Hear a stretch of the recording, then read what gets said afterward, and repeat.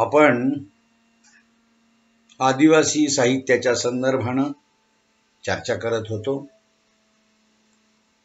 आता आपणाला आदिवासी साहित्याची वैशिष्ट्ये बघायची आहे। त्या अगोदरच्या तासामध्ये आदिवासी साहित्य म्हणजे काय, आदिवासी साहित्याच्या प्रेरणा, आदिवासी साहित्याच्या संदर्भानं आपण काही बाबी बघितल्या। आदिवासी लोकसाहित्य बघितलं। आता आपणाला आदिवासीची किंवा आदिवासी साहित्याची वैशिष्ट्ये आणि त्या साहित्याची वाटचाल कशी राहिली, त्या साहित्याचा कसा विकास झाला, याचा विचार या आपल्या तासामध्ये करायचा आहे। आदिवासी साहित्याची वैशिष्ट्ये जर पाहिजे असेल तर हे लक्षात घेतलं पाहिजे की आदिवासी साहित्य हे ह्या आदिवासींच्या समूह भावनेतून व्यक्त होणारं साहित्य आहे आणि म्हणून आदिवासी साहित्य हे सामाजिक, सांस्कृतिक आणि सामूहिक भावना हे अभिव्यक्त करतं असं म्हणतात। सामाजिक, सांस्कृतिक आणि सामूहिक भावना आदिवासी साहित्यातून व्यक्त होतात। म्हणजेच काय तर तो समाज म्हणून त्या समाज जीवनाचे जे काही सांस्कृतिक अंग आहेत हे अभिव्यक्त होत असताना आणि वेगवेगळ्या सण समारंभाच्या निमित्तानं समूह भावाने ते जेव्हा एकत्रित येतात तेव्हा त्यांच्या भावना ह्या व्यक्त होतात आणि म्हणूनच आदिवासी साहित्य सामाजिक, सांस्कृतिक आणि सामूहिक भावना अभिव्यक्त करतं असं म्हणतात। दुसरं असं आहे की आदिवासी जीवन, त्यांची धर्मसंस्कृती, त्यांच्या रूढी, त्यांच्या परंपरा, त्यांचे सण महोत्सव, त्यांच्या देवदेवता, त्याचबरोबर त्यांचे जटिल सामाजिक व आर्थिक जे प्रश्न आहेत, त्यांच्या समृद्ध बोलीभाषा, त्या बोलीभाषेतील त्यांचा जीवनानुभव हे ठासून भरलेलं आहे आणि परिस्थितीजन्य वैशिष्ट्यांची छाप असलेलं हे साहित्य आहे। म्हणून आदिवासी लोकसाहित्यातील लोककथांचा जर विचार केला तर विनायक तुमराम यांनी हे वाङ्मयीन वैशिष्ट्य आदिवासी साहित्याचं सांगितलेलं आहे। ते म्हणतात की आदिवासींचं जे जीवन आहे, त्यांची जी धर्मसंस्कृती आहे, त्याचबरोबर त्यांच्या रूढी आहेत, परंपरा आहेत, त्या रूढी परंपरांचाच भाग म्हणून ते वेगवेगळे सण साजरे करतात, वेगवेगळ्या देवी देवतांना पूजतात, भजतात आणि त्यांचं जटिल सामाजिक हे काही जे प्रश्न बनलेले आहेत किंवा आर्थिक प्रश्न बनलेले आहेत हेही त्या साहित्यात येतात। त्यांच्या समृद्ध बोलीभाषा त्या साहित्यातून अभिव्यक्त होतात आणि हे सगळंच जे जीवनानुभव आहेत हे जीवनानुभव आदिवासी साहित्यामध्ये ठासून भरलेले आहेत आणि म्हणून एकूण आदिवासींची धर्मसंस्कृती, त्यांचं जीवन, त्याच्यामध्ये सगळ्या येणाऱ्या परंपरा, रूढी, सण, उत्सव, देवदेवता, त्यांचे प्रश्न सामाजिक, आर्थिक, हे सगळे, त्यांची बोलीभाषा, हे सगळं ज्यांचे जीवनानुभव ज्यांच्या साहित्यामध्ये ठासून भरले ते आदिवासी साहित्य असं आपल्याला म्हणता येतं। त्याचबरोबर आदिवासींची लोकभाषा, त्यातलं शब्दवैभव, त्यातलं अर्थवैभव ही आदिवासी साहित्याची शक्तीस्थळं आहेत आणि ह्या वैभवानेच आदिवासी साहित्य इतरांच्या नजरेत भरतं, इतरांना लगेच कळतं। कशामुळे कळतं तर आदिवासींची जी भाषा आहे ना ती त्यांची लोकभाषा आहे, त्यातलं शब्दवैभव असेल, त्यातलं अर्थवैभव असेल। आदिवासी खूप तुटपुंज पैशावर किंवा त्यांच्या गरजा खूप कमी असतात, त्याच्यावर ते आपलं आयुष्य भागवतात. आणि म्हणून या सगळ्या वैशिष्ट्यांनी ते नजरेत भरतं. त्यांची लोकभाषा असेल, शब्दवैभव, अर्थवैभव हे त्यांच्या साहित्यातून अभिव्यक्त होतं. त्याचबरोबर आदिवासी साहित्य हे सामाजिक जाणीवेतून निर्माण झालेलं असतं किंवा प्रस्फुरित झालेलं असतं. ते त्यांचं जे स्फुरण आहे या साहित्याचं, ते सामाजिक जाणीव आहे. आपण वर्षानुवर्ष या डोंगर रांगांमध्ये जे जीवन आहे, त्यांचं जीवनानुभवामध्ये आपण कितपत पडलेलो आहोत, ही जी सामाजिक जाणीव आहे ना, त्या सामाजिक जाणीवेतूनच ते स्फुरण पावतं, असं आदिवासी साहित्याच्या संदर्भात एक वैशिष्ट्य सांगितलं जातं. त्याच्यानंतर भारतीय समाज हा जो आहे,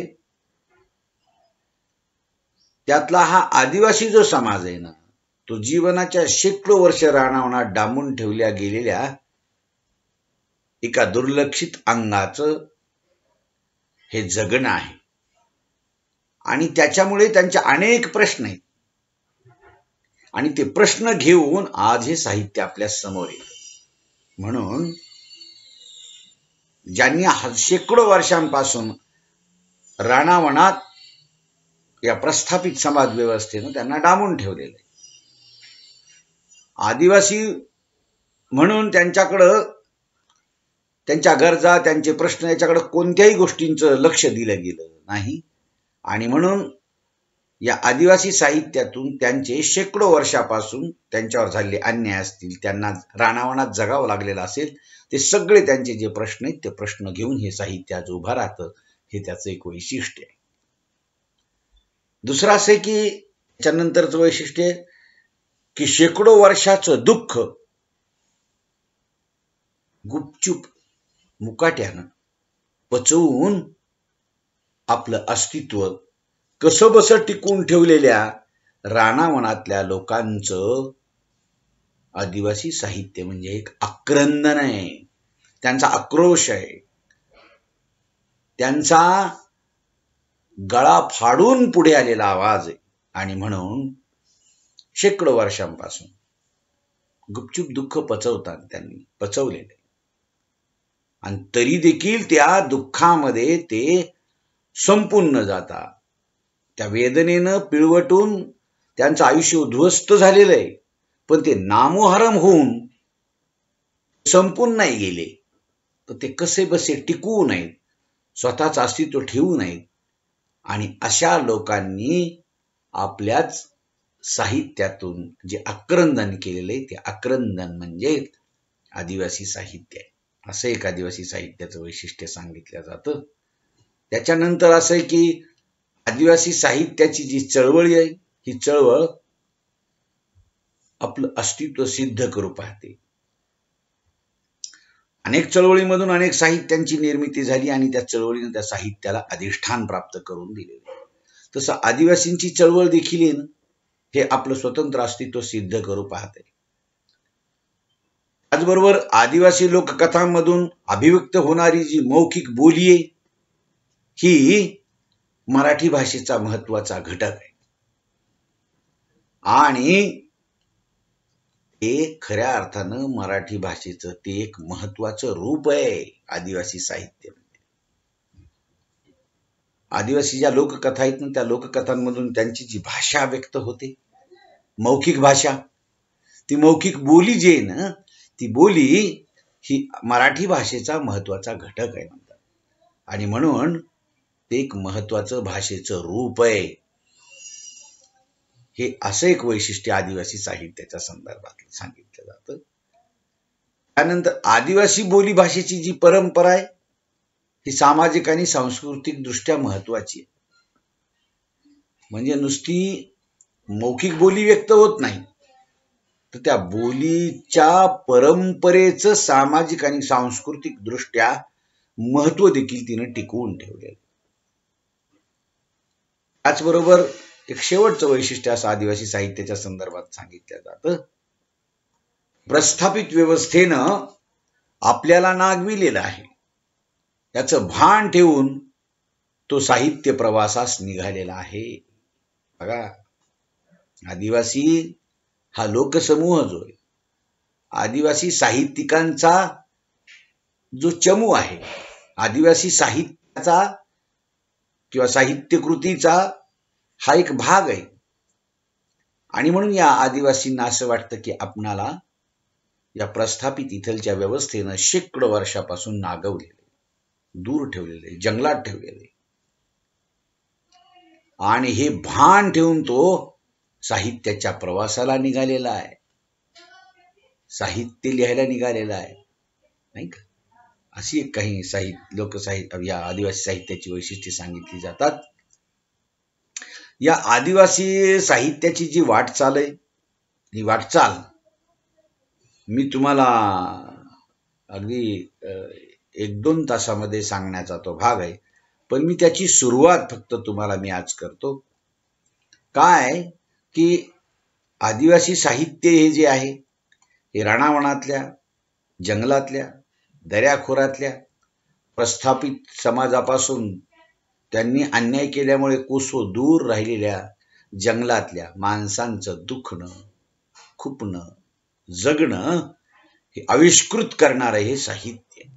आणि म्हणून हे जे साहित्य, त्याची वाटचाल किंवा त्याचा विकास कसा झाला,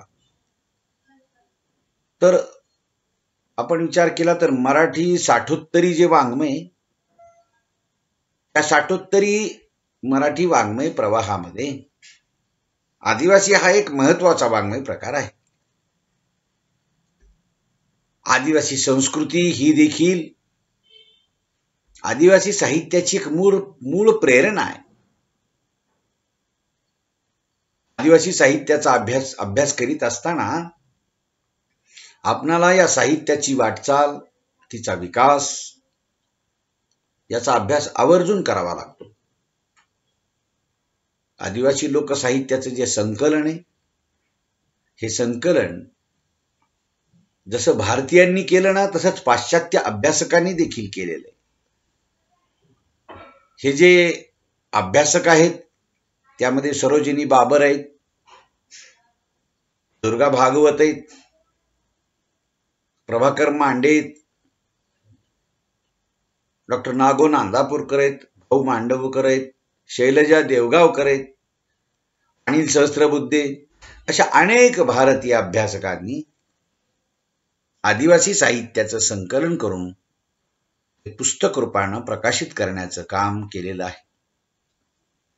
या आदिवासी अभ्यासकांनी केलेल्या आदिवासी लोकसाहित्याच्या अभ्यासात आपणाला लक्षात येईल की गंगाराम आवारी, डॉक्टर गोविंद गारे, व्यंकटेश आत्राम, डॉक्टर मोतीरावन कंगाली, चामूलाल राठवा, वीरसिंग पाडवी, सुभाष पावरा, डॉक्टर पुष्पा गावित, माहेश्वरी गावित, लक्ष्मणराव टोपले, अनेक लोकांनी या अभ्यासामध्ये भर घातलेली आहे. तर पाश्चात्य विचारवंतांनी देखील मी भर घातल्याचं तुम्हाला आत्ताच सांगितलं. त्यामध्ये देखील त्यांनी लोकसाहित्याचा, आदिवासींच्या लोकसाहित्याचा अभ्यास केलेला आहे. त्याच्यामध्ये व्हेरियर एल्विन आणि शामराव हिवराळे यांनी सॉंग्स ऑफ फॉरेस्ट यातून गोंड, बैगा परधान या आदिवासी जमातीची गाणी दिलेली आहेत.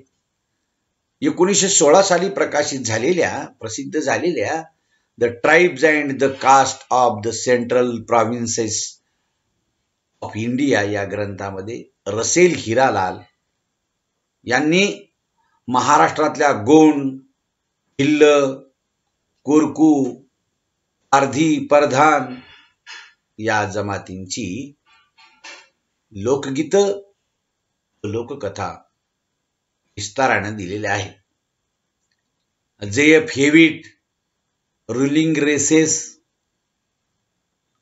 Races of prehistoric times in India 1972 हे J.F. हेविट यांनी लिहिलं. त्याच्यामध्ये त्यांनी गोंड, माडिया या आदिवासींच्या लोककथा सांगितल्या आहेत. त्यामध्ये गोंड आदिवासींमध्ये प्रसिद्ध असलेल्या जंगो व लिंगोच्या कथा, त्यांची गीतं ही सी हेमडडार्फ यांनी त्यांच्या द गोंड्स ऑफ आंध्र प्रदेश या ग्रंथात विस्तारानं दिलेले आहेत.